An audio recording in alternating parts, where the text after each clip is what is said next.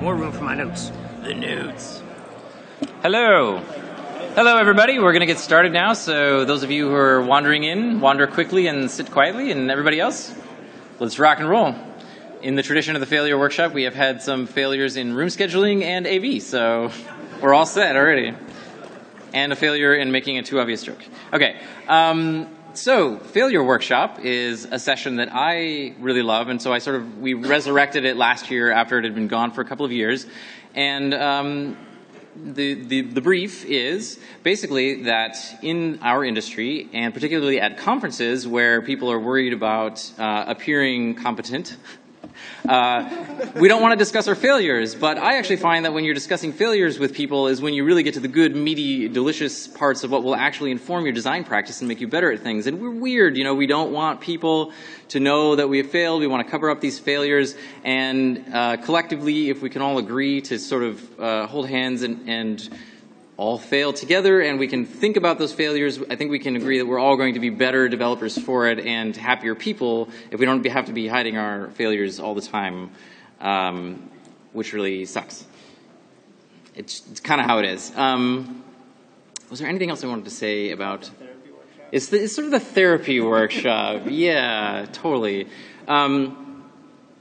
Yeah, and so that's the impetus behind having this workshop. So, in fact, we had multiple cancellations this year, and I think that speaks to how hard our industry has gotten this year relative to years past. And I think that, in particular, this workshop is more important this year than in years when things are going extremely well. And we have a whole panel about the so-called indie-pocalypse, which, you know, whatever. We'll talk more about that later. But I do think that the fact that people were canceling out of the Failure Workshop, not wanting to share their failures, is a symptom of the fact that things are getting tougher and tighter, and it makes this type of gathering of all you beautiful people getting together and thinking about these kinds of things all the more important.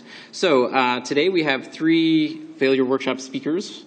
We have Paul from Mode 7 Games, who made a game called Frozen Cortex. He's going to talk about. Chaim is going to talk about Earth Primer. You're not going to talk about it. You don't know what I'm going to talk about. I don't know what I'm going to. It was a last minute to fill in, so we're not really sure what Chaim's going to talk about. Hopefully, it doesn't fail too hard. And Joe is going to talk about the sophomore slump phenomenon relative to his successful, I'm going to call it successful game, Tower of Guns. I'm sorry. He's going to go first. Let's give it up for Joe.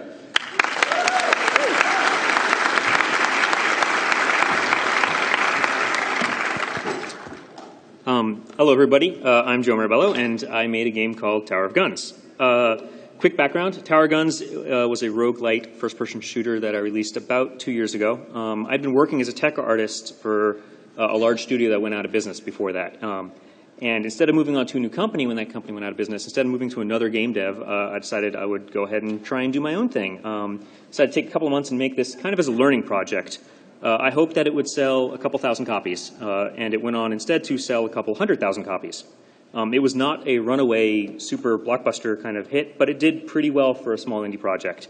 I expected the project to be kind of a small sabbatical from AAA, and I kind of expected to go back into the AAA industry afterwards, and instead this became the beginning of a new career path.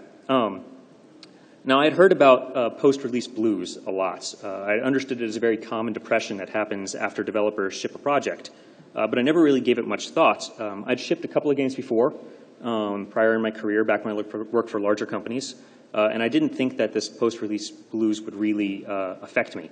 I was under the impression that post-release blues were for people who identified too much with their pet projects, and so that when they released them, they kind of felt this suddenly hollow feeling from releasing their project basically to a very cruel and critical world. That was kind of how I understood it, but that wasn't how post-release blues manifested itself for me at all. I had no problem getting Tower Guns out the door. But then I was faced with this. When it came time to start on my second project, I felt a sudden vacuum of purposelessness, and I didn't know what to move on to. Here's the thing. I had no shortage of ideas. I had ideas coming out of my ears, too many ideas. My wife was making fun of me because she was like, you're not going to know what to move on to next because you want to move on to too many things. But then, instead, when I actually was faced with the opportunity to move on to something new and exciting, all of those ideas felt like flat. They all kind of just didn't feel exciting anymore. So I did what a lot of developers do, I think, and I retreated back into supporting my game. I put out a lot of patches, I put out updates, I helped out with ports, I focused on promoting the game. This led to the game having a lot more legs than I think it would otherwise have had. It made its way into a PS Plus deal, into a major Humble Bundle. That focus probably helped make the game stronger, but it was still me avoiding the hard problem, and that hard problem was Project 2. I knew I wanted to work on something that wasn't like Tower of Guns, and I knew that I also wanted to make something quick. And I knew that sometimes you just need to start something. So I did what a lot of indies do, and that's I made a little puzzle platformer. The concept was that the entire level was broken up into like slot machine style reels, and you could spin each section and come up with the best solution on how to progress. It created some interesting puzzles requiring the player to essentially mentally traverse a maze backwards, and then they had to remember how to go forward by realigning the pieces as they played. After completing the prototype, I looked back and kind of realized that the design wasn't all that solid. People solved the puzzles more out of trial and error. They couldn't really get a forward read on the puzzles. But I was okay with that realization because that's why you prototype. So you could get a sense of what works and what doesn't. And I never intended this to be anything other than like a little filler project while I was kind of thinking about what my real Project 2 was going to be. In the meantime, I developed a few more mental goals. For example, I had a lot of new tech I wanted to catch up on. It had been years since I had really been on the cutting edge of game art, and a lot had happened in the meantime. Back when I worked in AAA, I was an environment artist and tech artist, and while working on Tower of Guns, I really, like the art in Tower of Guns was really rushed, and I feel like the entire game dev cycle of that was, had more in common with game jams than with my work in AAA. And so I really wanted to make something that felt like it looked better than Tower of Guns. However, being a former full-time artist, I knew that art could come later. I knew that I didn't need to focus on it yet. I hit a couple of spots where I dove into art polish too soon on the subsequent prototypes that I'll show, but usually I was pretty good at keeping things to programmer art. And that's important. I'll get more into that a little bit later. So my next prototype was this little game that I called Design My Kitchen. You had to plan out a kitchen layout in order to maximize counter space, floor space, and storage space, and you were kind of given point requirements for each room, and you had like a budget of how much you could spend and how much each piece cost and how many pieces you could use. And the idea was that you had to balance certain requirements for rules, certain kinds of multiplayers against each other in order to meet the requirements. I was actually having my kitchen redone at this point, and so it was inspiring. Like that gave me the idea. I was like, you know what? I'm like kind of planning out my own. Maybe that'll make a good game. I was feeling very inspired, and it was kind of a cool idea for a prototype, I guess. I had a couple ideas on where to take it, but I realized that I was having more fun building the prototype than actually designing the puzzles, and that was a huge red flag for me. The puzzles weren't fun to design. If the puzzles weren't fun to design, then they wouldn't be fun to play. That was at least my personal opinion about design.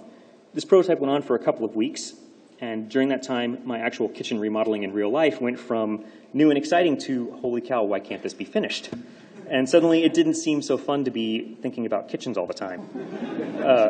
By now, a few months had gone on since Tower of Guns release, and fans were beginning to ask me about what I was working on next. And I realized that people were watching me now, and I began to get nervous about whether or not I would have something they would like. I mean, would Tower of Guns fans like a game about building kitchens? Would anybody like a game about building kitchens? So I added a few more mental goals to my list, starting to feel a lot of pressure to develop something, and I was having trouble getting my feet moving on anything. I was starting to have trouble sleeping at night at this point. This right here is a turn-based, grid-based first-person shooter because for some reason I thought that would be a good idea. This is a first-person game where you are blind and you can only see things when you bump into them. The less time we spend on that slide, the better. This is a landscaping RTS called Bunnyscaping, where you had to save your flowers from being eaten by bunnies or else they would procreate. That was more fun when you lost. So by now, months had passed since Tower of Guns release, and I began to panic. I had nothing worth showing for my time. I couldn't stick with any plan long enough to validate whether or not it was good or bad. I just kept ping-ponging between projects. I was sleeping terribly, I was feeling sick often, and I was basically in a full-on sophomore slump at this point. This is a little first-person shooter prototype where I got caught up in playing with the art technique and kind of lost interest in it. I don't even remember what this was. And I don't remember what this one is either. Like, I was building tons of these things, dozens of them. And I began questioning myself as a developer. I mean, as a former AAA dev and as an indie who had made a game that had been played by thousands of people at this point, I was supposed to know what I was doing. And I knew that I had learned so much, and I was still floundering anyway. And then a new goal was added to my list. My wife was pregnant, and I was going to be a father. And for some reason, that created this firm line in my mind. I knew that things wouldn't be the same after that. I couldn't afford to be stupid with my time after she was born. So I sunk my teeth into the prototype that I happened to be working on at that time and said, this is it. I'm building this, no turning back. And that prototype was called Fulfillment Center. The basic idea is that I was inspired by reading about the automation of Amazon's warehouse fulfillment centers. There were these little Roomba delivery bots that they had made. It's pretty cool stuff. But in this prototype, you basically played a more humanoid robot living in a not-so-distant future warehouse, running around fulfilling purchase orders for customers that you never see. And along the way, you struggle to meet your weekly quotas. You customize the warehouse and your little like prison cell style room to your liking as you progress. You make friends with the other robots around. Basically, there was no action, there was no puzzles, there was just narrative. But like I said, I needed to dig my teeth into something. I showed my wife, and she told me to show the game to other devs and see what they thought. I told her I would have a prototype that would be ready to show within a week. So I built a system to manage inventory, an auditing system, a stat tracker. I made this fun little PDA to tell you when you had, what missions you had, and how much time you had to complete them. I made the warehouse expand over time over the game's length. Now, experienced developers will know where this is going. I told my wife I'd be ready to show this prototype off within a month. I built a working dialogue system with branching paths that were ready to be localized. I built a quest tracking system. I built a fully realized save state system with quest tokens and states, and I was reading every single book I could find on Amazon and Walmart and warehousing software. And I was going to be ready to show this to people within 2 months. I made a shop system where you could unlock items. I made it so those items affected gameplay. I made it so that your relationship with your coworkers were tracked, and everything was going to be ready to show other people within 3 months, for sure. So, to make a painful story short, I was getting caught up in the details. I was making things that didn't help support the core question, and I was hoping the details would save the project. And I knew all this stuff. This all stuff was like Game Dev 101. And while I was doing it, I knew I was doing it. I still did it, even though I knew I was doing it. I mean, I'm a fairly young designer when it comes to the design side of things, but I mean, I've been in games for 10 years now working as an artist, and I know that it's important to test core hooks, and I know how important it is to not get caught up in the details, and I know how crucial it is to show others the idea early on. And I knew this project had issues, but I still couldn't help myself. I couldn't look my wife in the eye or myself in the mirror and say that I needed to scrap another project because it was indulgent or heavy-handed or boring or had bad gameplay or whatever excuse I had in my mind that made this project unfinishable. Because that's the thing, that not all these ideas were terrible. Some of these ideas actually had some interesting things behind them. Some of the prototypes actually did a great job of proving that there was something there I could explore. But my confidence was shattered at this point. And whatever compelling elements some of these prototypes had, none of them were enough to keep me moving forward. So back to Fulfillment Center real quick. 1 week stretched into 1 month, and then into 2 months, then into 3. And the further that tailspin went, the harder it was for me to show people. When I finally did show a handful of friends the actual demo, it kind of confirmed my fears. I'm not someone who believes that every game needs to be fun, but I do think that every game needs to have something compelling, and this particular prototype didn't have anything compelling, at least in its current manifestation. Looking at this screenshot, the thing that I'm most proud of in this particular prototype was what's not there. For all the time I spent on systems and tools, at least I didn't spend any time on the art. I was confident enough in my art abilities that I didn't need to concern myself with that yet. Now, why couldn't I do the same thing with the design or the code and catch myself earlier? And it was because I made Tower Guns, because this was not my first project.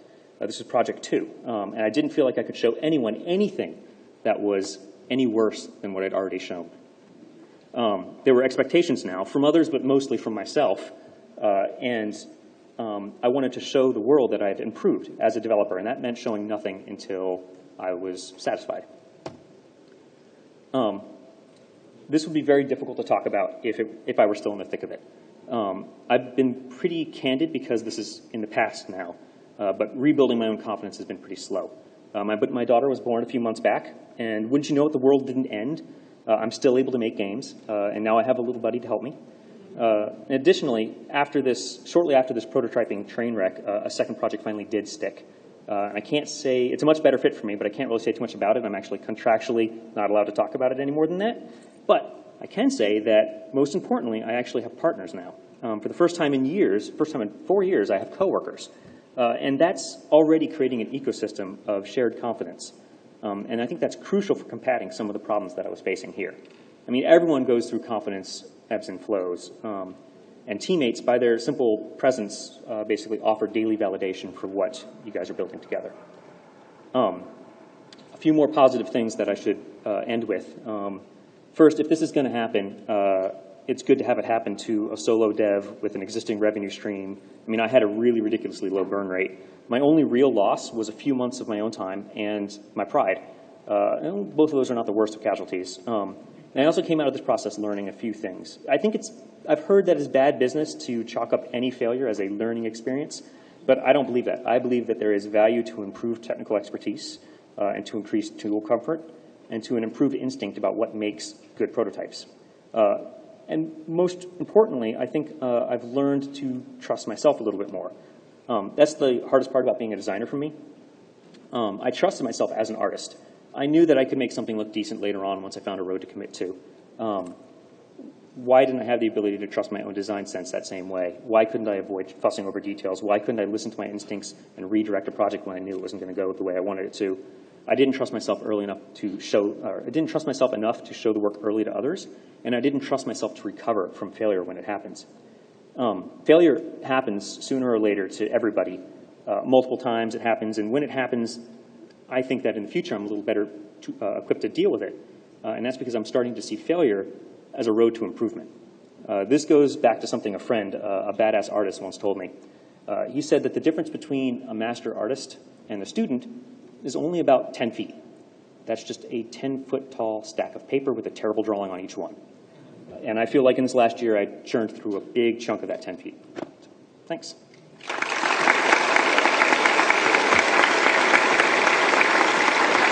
Yep.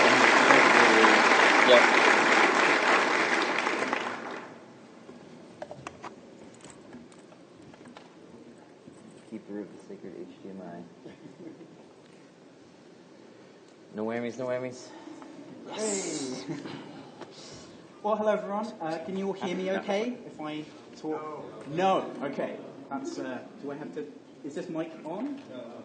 No. Give it 1 second. Yeah. Correct.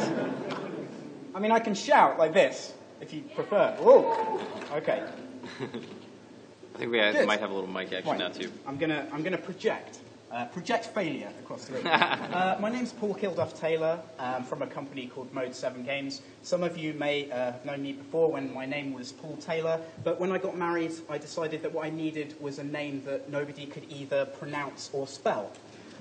So with that in mind, here are some of my favourite misspellings of my name.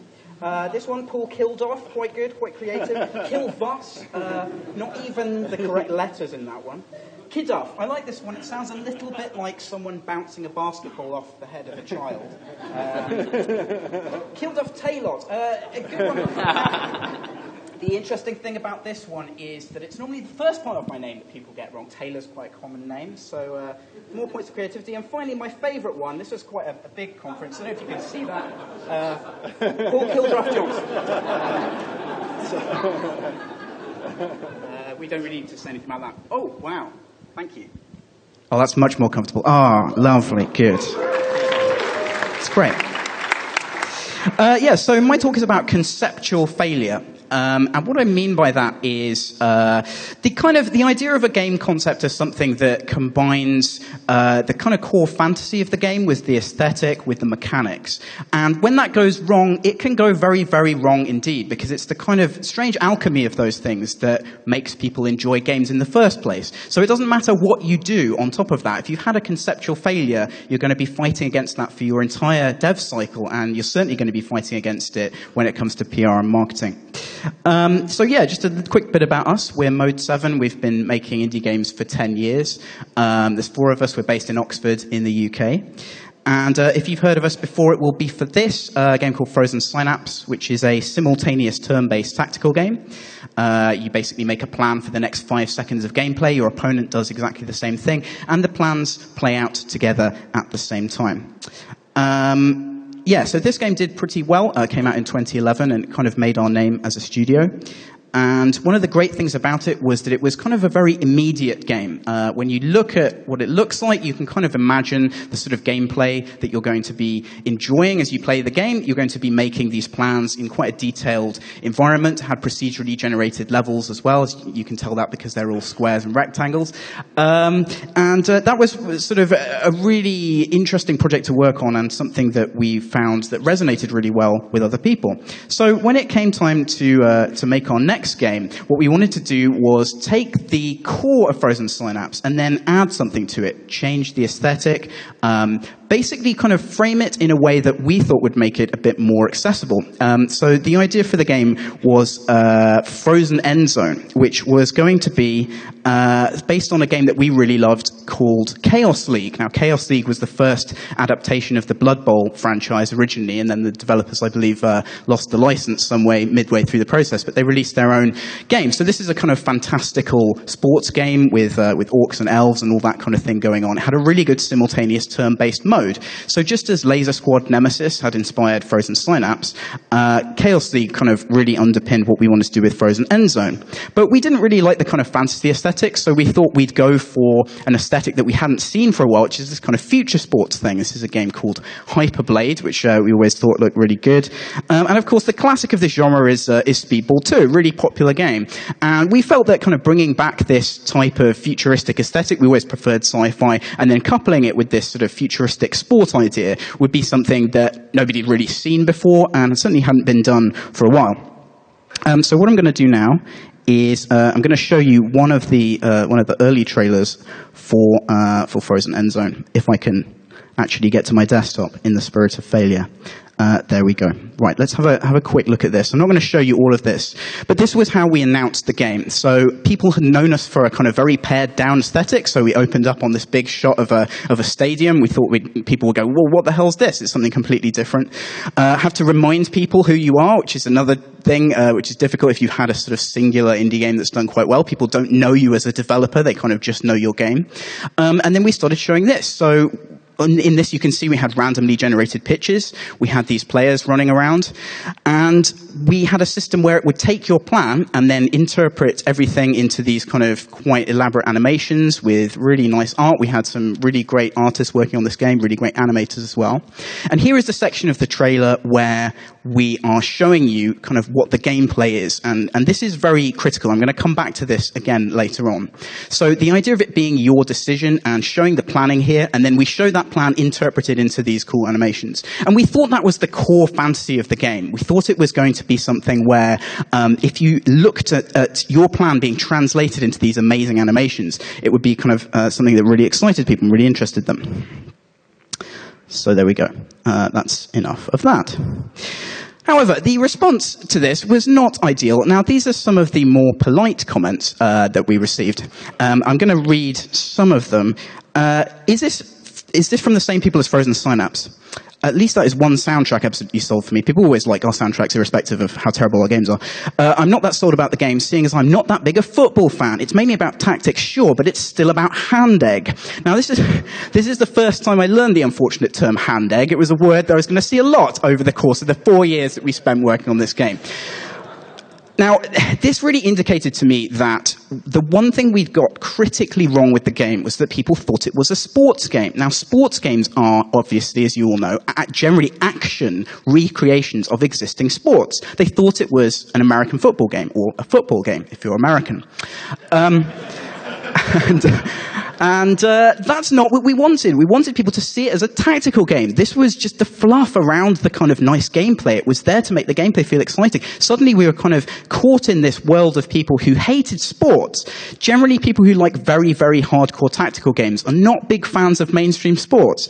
And this was something that we learned. So we tried a few things to get us out of this. We changed the name of the game to Frozen Cortex, which is a much better name, and people couldn't make a funny nickname out of it as they did with Friend Zone from the original title.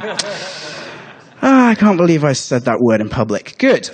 So we also changed a few things. We changed how the ball looks. We changed how the goals look to make them look less like football goals. We started doing promotional stuff like this, which shows the game much more as a kind of nerdy tactical game with lots of lines and things, and there's a character talking up there. We also shifted to much more fantastical settings. We put out lots of screenshots like this with big particle effects and explosions and stuff, trying to say, like, yes, this is a sports aesthetic game, but there's a lot more going on than that. And yeah, sort of shots of our stadiums like this is kind of, you wouldn't look at this and necessarily think that's a traditional football stadium. So yeah, this was the kind of the core of the conceptual problem.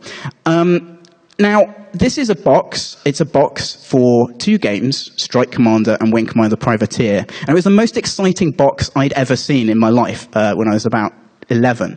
And the reason was that it was so conceptually exciting to me that I was a Wing Commander fan, and then there were these other things that were like Wing Commander, and that was so exciting. And on the back of the box, it really kind of goes into detail about the promise that you get from these games, and it has this phrase, be what you want to be. And thinking back to all the games that I really, really liked, and what we'd done with Frozen Endzone, we had this problem where there wasn't a kind of core fantasy at the heart of it. Nobody really wanted to be sort of managing a futuristic sports team with tactical stuff. Nobody really wanted to do that. Whereas being a space pilot, doing all the other things you can do in other types of games, they're fantasies that people have. They're things that people like.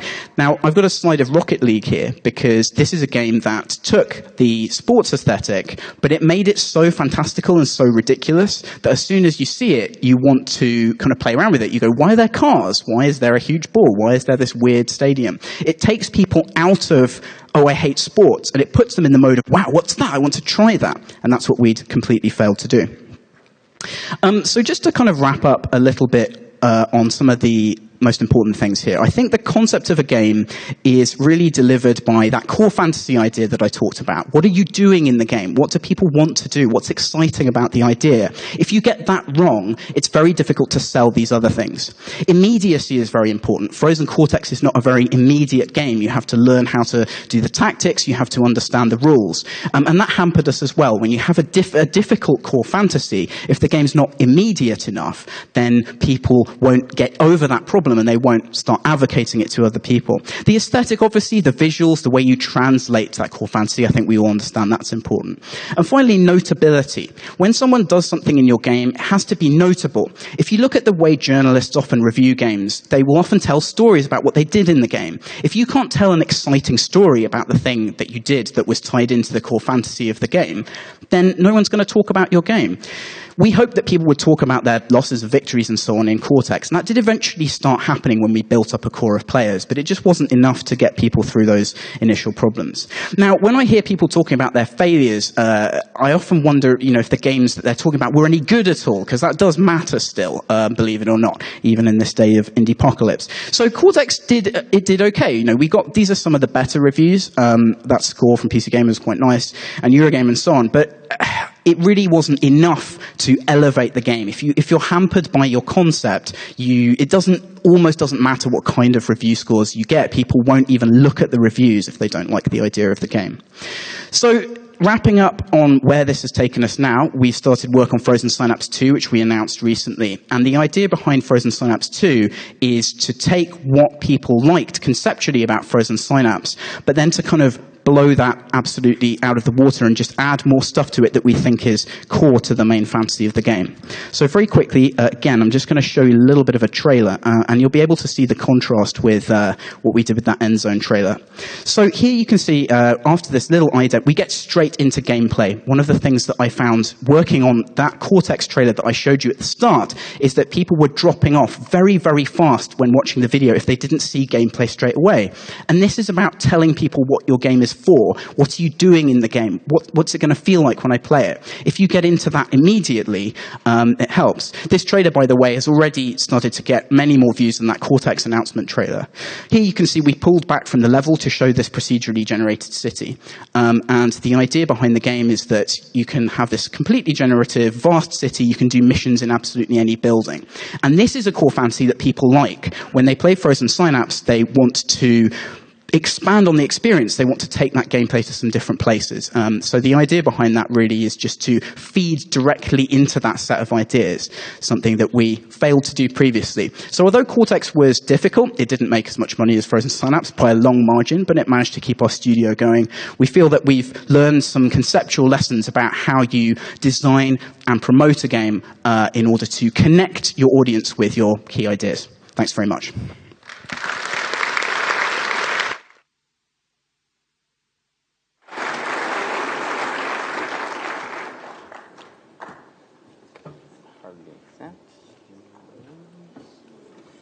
You may have to sort of just like stand right here. This may be your microphone right now. Oh. We had it here earlier. We changed cables. Yeah. There we go. That works. I think. This can be close. Aim that in your general direction. Yeah. Oh, yeah, you can hold that mic too, although he has multiple hands going out. Yeah, I need another hand. Do we need to switch something here?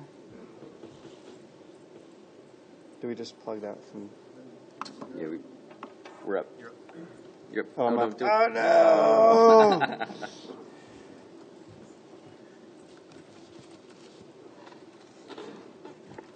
There you go. Okay. Okay, great, thanks. Okay. No, I'm up. It's just black. Okay. The time is now. I needed to jump into the water now or never. Maybe it was an hour later, but I didn't have the patience to find out. It was time to jump ship. The year was 2007, and I had been working on Spore for 4.5 years. I had started as an intern in 2002, when the project could have fit comfortably in a very, very small lifeboat. Now, years later, the creature creator, or editor as we called it, and all the editors, they were done. It was years of research and development, and I was proud and happy with my design work and the work of all the people who had made the editors so amazing. While I'd worked on many parts of the project, the editors, they were my baby, and they were done. The rest of the project, things were looking so sunny, and I wasn't excited to become deeply involved with them again. We were paying the interest on bad loans that had been made years in the past, and it was slow and painful. Meanwhile, exciting things were happening outside of the walls of EA, outside of the bounds of AAA games. I was 27 years old, and definitely on my way to becoming an old man. It was time to move on, to trade in my vanishing youth for adventure, to do the things you do when you are young, visit exotic places, create ambitious projects, and make bad decisions. It was time to become an indie developer. Clearly that's where the action was, the creativity, the autonomy. Braid and World of Goo were about to come out and make boatloads of money. The boundaries of the medium were being pushed out there. Out there you had creative autonomy and boatloads of money. Who wouldn't want that? No large development teams to waste your time, no one else to negotiate with, just you and the open road. No more producers and their annoying schedules. Who needs schedules? People who don't know how to move fast, be creative and nimble, and think deep thoughts. I had money saved up in the bank. I could find another job if I needed to. It was time for me to do what I could do best, make cool stuff and prototype it. The rest would be easy.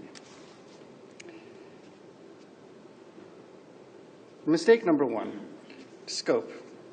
I made a directory for my project. It was called Eden. It was a simulation game. There would be a world simulator, and there would be a lot more. The actual title was Pocket Kingdom. I got off to a good start, and then immediately started making a playable game. 2 months in, I had a network server and a basic multiplayer RTS game working. It kind of worked. I could play against someone. The game would have a single-player mode, a multiplayer versus mode, world-building tools, an intricate economy, a people simulator like The Sims, a sophisticated 3D user interface for making things. There was a lot of stuff. At this point, I should probably tell how big the dev team was. It was me. It was this guy, this genius right here. I figured my game wasn't too ambitious. I mean, it wasn't like we were trying to simulate the whole universe or anything. And I could get halfway done with it in no time and then find some collaborators to help me finish it. It'd be easy. Looking back, it was as if I'd forgotten that I was no longer on Spore. I was no longer at a big game company where I could just build prototypes and then have engineers and artists to collaborate with and back me up and keep me in check. So this was the situation. I was the brave general leading the charge, and there was no cavalry behind me. I didn't even know there was no cavalry. If I did know, I don't think it would have bothered me. Everything was going great. It turned out that was a big mistake. So onward I plunged, deep into the wilderness. I'm not going to show a lot of screenshots from the thing. I'm just going to, but like, here's a few to give you a sense. So mistake number 2, trust me, I'm an expert. My secret weapon was prototyping. I was an expert at failing fast, at starting over, at throwing stuff against the walls. I'd done it for years on Spore. That was one of my superpowers. One of the reasons the editors had come together so nicely. I'd given talks to GDC about prototyping. I'd written articles about it. I knew what I was doing. I would prototype something playable. So there was good news and bad news to this. The good news is that I had some amazing ideas to prototype. The bad news was I completely forgot how to do it. I kept working on this playable prototype, this network multiplayer game, and meanwhile, development started getting very slow. Where was the economic game, the world simulation, the ambitious 3D user interface, the people sim? In part, I was feeling the thrill of being an engineer, of building a multiplayer network system, of writing a not very good 3D graphics engine. The wind was in my face, and it felt great. I was learning about 3D graphics, network simulation code, and all kinds of things, but I got bogged down. 5 months in, I was distributing a playable 3D game to some friends that had some combat and world simulation, but it didn't really fit together. My ideas were still all over the place, and the stuff that I had implemented wasn't really gelling. Finally, it dawned on me that I was doing it wrong. I wasn't prototyping. I was building the actual game. Here's another screenshot. I had no idea what game I was making, and here I was making all this stuff in 3D, a big network simulation game. It was going very slowly. It was going too slowly, and it was a mistake that cost me 5 months. This is a screenshot from the game join select screen, and you see there's like cute little stars in the background that are twinkling and animating, and like it's just too much. It's all wrong. Okay, so mistake number 3 is scope. Here's actually, this is a screenshot of like all the builds that I made like in the first year with all the dates. I was kind of looking through this last night to kind of get a sense of where I went. So you see, like, you can kind of see my progress over time. So, okay, so my big success at this point was realizing that I was prototyping wrong and realized I needed to actually start prototyping. So I started going from 3D to 2D, and then things got really fast. So I started making world editing tools in 2D and then 3D. They were really, really cool. I started building multiple fun, playable economic simulations that people really liked. I made cool simulations of pandemonium. Here's stuff being built and then stuff being destroyed. This was made in like a week, 2 weeks. This inspired an iPhone game I later made. I made a fun interactive weather simulation. I made a sim-style people simulator that was tons of fun in like a week or 2. I made an awesome RTS game with the rhythm and rules I've never seen before, and with results which came out of months of careful research. I made a world generator. I made a cool SimCity tower defense hybrid game. I made a lot of great little game prototypes. Finally, 6 months in, I was actually prototyping the game, but the problem was I still had no idea how it all fit together. I was discovering all these amazing things. It was as if my ship had run aground on a coral reef, and I was too busy marveling at all the amazing fish to actually notice that the ship was sinking. There are things there that I want to go back one day and salvage in this amazing reef, but that'll come later. So the thing that I was missing is the project had no center. Nothing was holding it together. There was nothing. I wasn't going deep in any one of these things. I either needed to go deep in one of these directions, become a design genius overnight, or somehow find a team of 100 to help me actually make this thing. And the team of 100 wasn't forthcoming, nor was the design genius. A very smart designer friend of mine told me that I needed to focus, which was a big realization. It's like, oh yeah. But he wanted me to finish my project while I was still young, and he was right. Part 4, finishing is hard. Thanks to the experimentalgameplayproject.com, I spent a couple of days making an iPhone game called Min-Me. It taught me that even finishing something so simple was a lot of work. So I took another break, a detour, and decided to dabble and experiment with the iPhone user interface and made this game called Earth Dragon. Here's that. It was inspired by one of the prototypes I showed earlier. It was tiny and it took a few months to make, but it taught me how much work it was to actually finish something. For better or worse, these little successes both humbled me and inspired me to carry on even farther. So I tried once again to make something simple and finish it, but floundered again. I started getting lost in a 3D world and weather simulator. Finishing any project is really hard. It's important to have focus. But how do you finish a project whose scope is 10 times as big as you are? My scope was still crazy. I was still the general without the army, the captain of a shipwrecked vessel dashed on a lovely ship, the juggler of too many metaphors and too many prototypes. It's hard to finish a project even when it's working. You have to decide you want to stop. You have to set deadlines and hit them. You have to fix bugs. You have to make lists, and you have to check off things on those lists. And it's a lot of work. Trade-offs have to be made. If you've shipped software, you know what I'm talking about. It's exciting and it's exhausting. But how do you finish a project that isn't happening? A project without lists, a project with no bugs? Because in some sense, the entire project is one huge bug. The huge bug that I loved was hooked up to a life support system. The machine is beeping out its unsteady pulse, and its breathing is unsteady. I loved it dearly, and I put my heart and soul into it, but clearly it's not going to make it. Its breath is raspy and slow. It's everything I ever wanted and nothing I could ever have. And somehow, from within deep inside of me, I had to find the energy to pull the plug. And that was really painful. I decided to pull the plug and try something else in my life for a while. So, wrapping up, I haven't heard a lot of failure talk, so I'm not sure if I'm breaking the rules by doing this, but I want to talk about the silver linings of all of this failure. Because the silver linings is how I find my way in the world. It's how I keep it together. So I like to limp away from the wreckage of any problem in my life, whether it's professional or otherwise, on my good foot. I like to look down on my good foot and feel really lucky about that foot.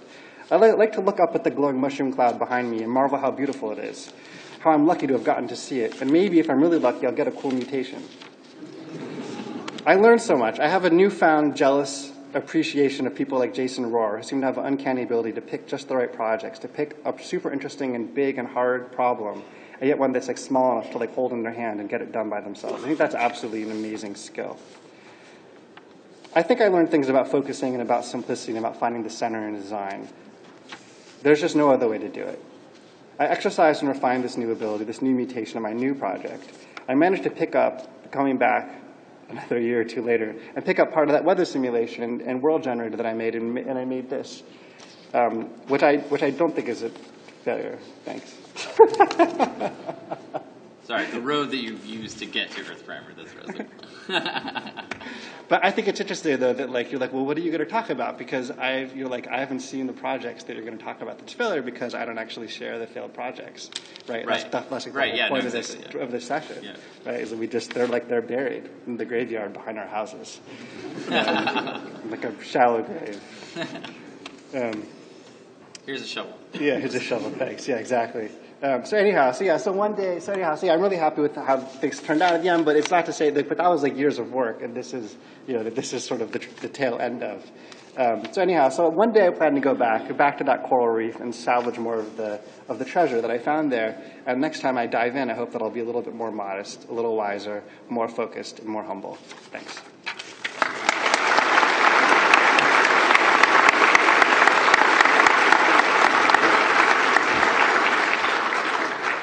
All right.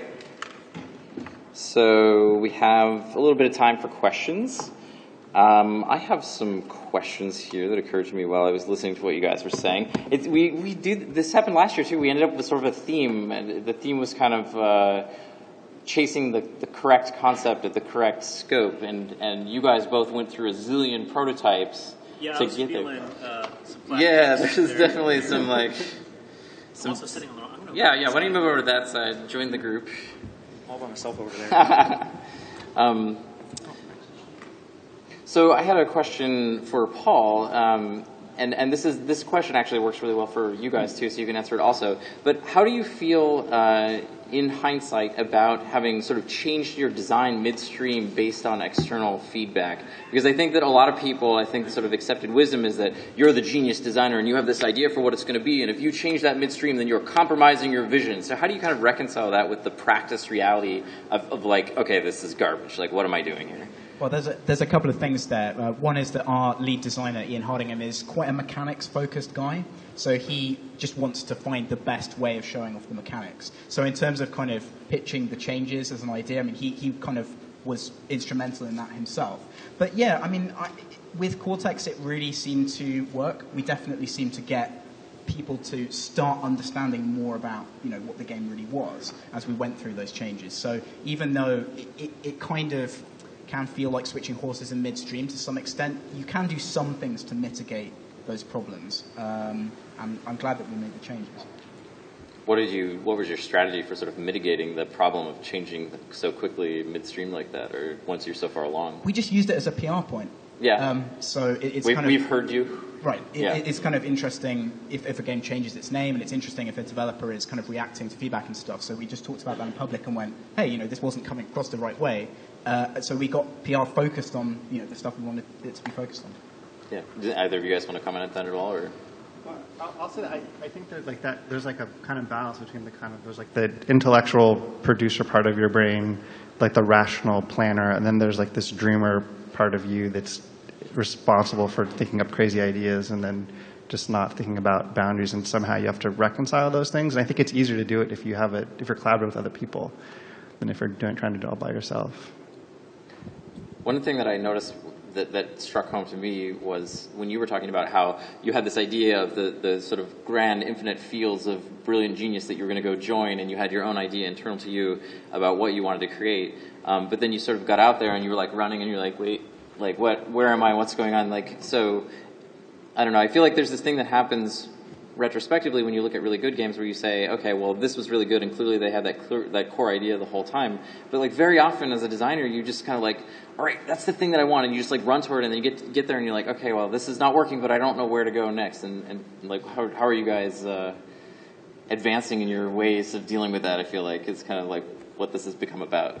Well, I mean, we're giving a talk at how we failed at that. I mean, right. In a lot of ways. I mean, with the aim that people can take their own lessons away from it, I suppose. Right. I mean, I think a lot of it comes to the feedback loop, and I think the smaller you are, and indies are very small in terms of the size of the studio, the easier it is for that feedback loop to get into oscillating into something where you're way off target from where you originally thought that there was something interesting.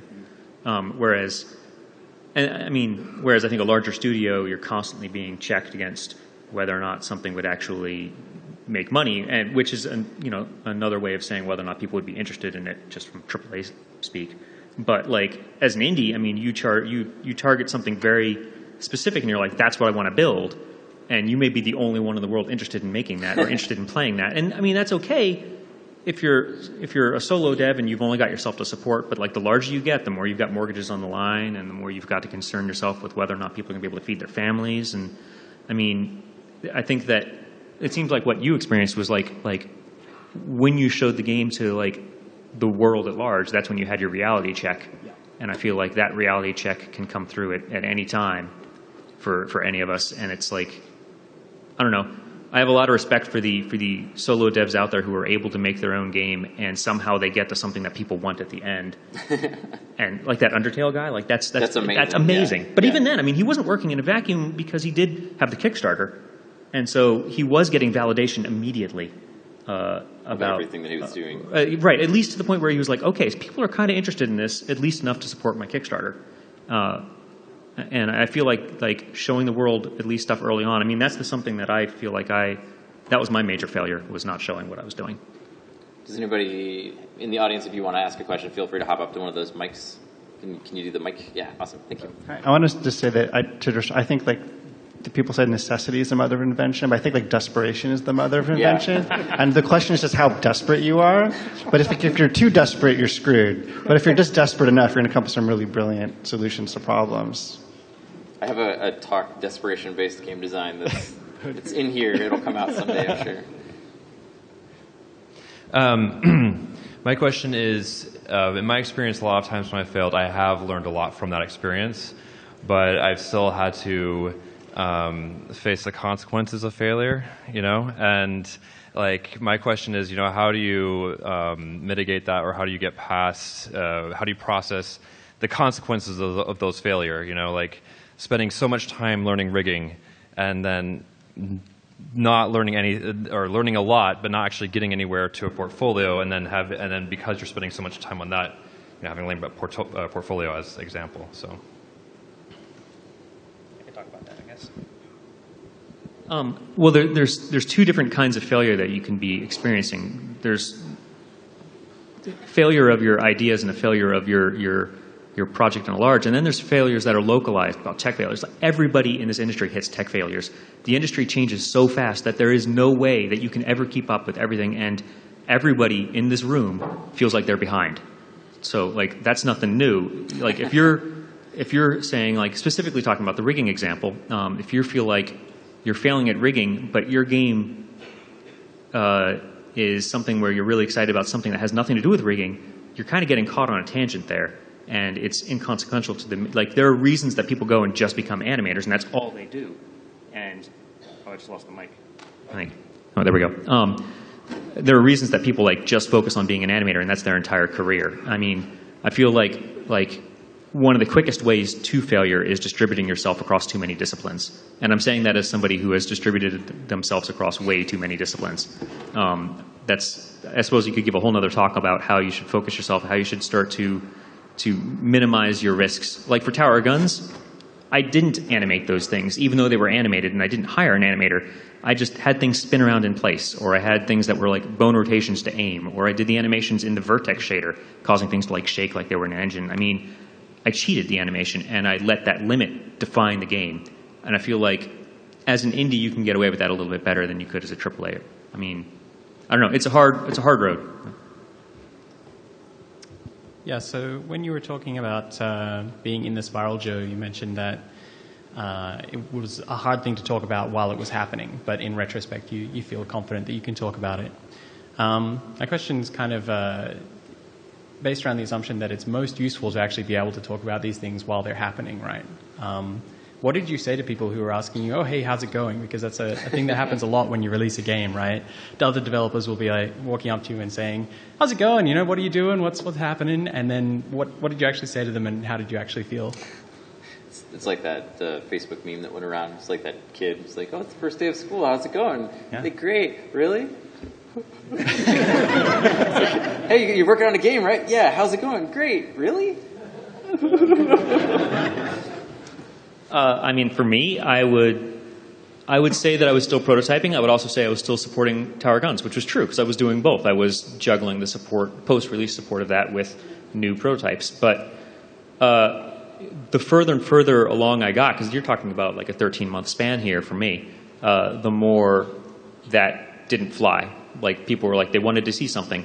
Yeah, if nothing else, my friends and family wanted to see something, you know, let alone the internet at large. So it just became harder and harder and harder, and that was when I began to realize that this tailspin was going along. And when I was in the middle of this, I knew it was going on, and I can't say that I was in denial because I knew it was there. I just couldn't avoid it. It's like once you start getting into that habit of not showing something, that is it's self-feeding cycle. I don't know if you guys want to add in on that. I want to say something about that in the last question, which is I think the story you tell yourself is really important, and it becomes hard to answer that question about who you are and what you're doing when people ask you when things aren't going well. And then the question about how do you, when you have wasted a lot of time, what do you do with that? I think the answer is to lie to yourself and just basically like retroactively tell yourself a really good story about how things are going. Like, oh yeah, like that mushroom cloud is really beautiful. Let's check that out. You know, like maybe I'm going to get a cool mutation. And I think that I'm being silly, but I think it's true. Like I think that's how you sort of have to like ramp up into the future, is to keep a positive outlook. And so like now, the story I tell is, yeah, I screwed around for a while. I made Earth Primer. Let's not talk about everything that happened there. I learned a bunch of stuff, but like whatever. Like the story is now this, you know. But this workshop is about telling a different story. Yeah, this workshop is sort of meant to be a dredge for all that really good work that you did that you hate yourself because of it. To remind you that it was good work at the time and it was valuable work, and it's not just pouring down a hole of infinite blackness, right? It's valuable. Bring it to the workshop. Share it with people. Share it with your friends. Just share it, you know, if you don't want to get up on stage and talk about it, share it with the developer next door that you know that you're friends with. And the other thing is it's a lot easier to talk about it and learn from it if you can keep going. Like if you've set up your studio or your own situation so that a failure of one project doesn't mean, you know, that you go bankrupt and you have to leave the industry. And, you know, if you actually have some safety margin, then it's a lot easier to say to people, hey, it's not going great, rather than, hey, everything is now in a pit of disaster. Yeah. This is in reference to Tower of Guns. I kind of want to know the rest of the story. You got to the point, you did a great job of explaining about your family and about going through all the prototyping and being afraid to show things and all. And then you mentioned that now you're working with someone else. What caused that? I mean, what was it that you realized, well, maybe I just can't do this alone, I need someone else, or was it something else completely? Well, okay, I have to be a little bit vague here because of contracts and legal reasons, but I had, let's say, an opportunity that was like a year out while I was working on these prototypes, and I kind of knew it was there in the background, so it was almost like a safety net, this next project. And I kind of kept on working on my prototypes, being like, well, maybe I still want to do my own thing, but this other opportunity was always there. And it was kind of a fellow dev reaching out and being like, we liked working with you, let's keep working together. And so that kind of situation I was a little wary of because I had come, the studio I was working at before I went indie was 38 Studios, which had a very catastrophic like bankruptcy. It was in the press. It still is in the press in New England. If you're from New England, then you see it show up in the news every so often because there was like FBI investigations and stuff and a $70 million loan from Rhode Island. It was really crazy. I was just an artist on that team. I had nothing to do with any of that. I was just like being like, whoa, why are there 30 news crews at the office today? It was pretty amazing, but it was also, I was like kind of wary of being like, okay, let's go back and work with a large team again. I kind of was enjoying the idea of working in my pajamas from home, seeing my wife a lot more than I would when I was crunching at game dev, at a AAA game dev. And I was kind of wary about the idea of taking on teammates because in my mind, you couldn't do something that was crazy. I wanted to do something really batshit crazy. I didn't feel like there would be, I felt like in my mind, the more teammates you acquired, the more you had a responsibility to them to make sure they could feed their family. I didn't realize that there could be other developers who were totally on board with making something crazy.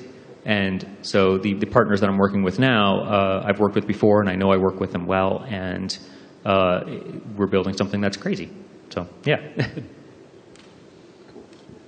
Cool. Hey, so one of the things that I do is I'm a program assistant at a 2-year program that's really project-based and quick-paced for our students. And there's really no safer place to fail than in your educational institution.